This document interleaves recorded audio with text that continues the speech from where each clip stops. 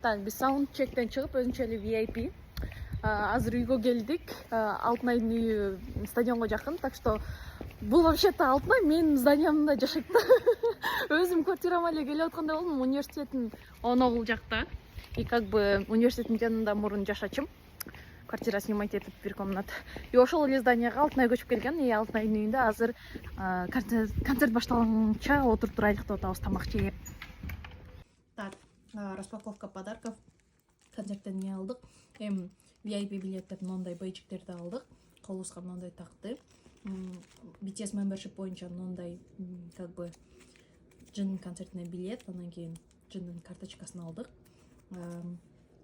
Потом также организаторлордон мындай Трансок Жин деп 3 хатбек берди, грелкалар болгон, эшик сук деп. Потом буларды болсо армийлерден алдым. Ногуну болсо магазиндин ичине очередте турганда бир китаянка армия берди, өзү прям ушуну жасап чыгыптыр, элестетип эле. Ич ушундай как бы не конфетабы бир нерсе, Жиндин эмеси менен.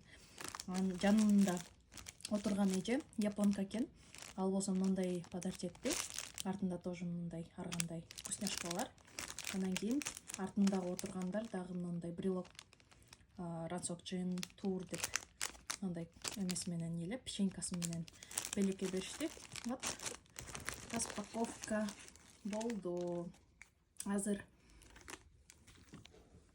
болсо Алтын айдын үйүндө отурабыз. Бир аздан кийин, жарым сааттан кийин чыгабыз, дагы концертке кетебиз.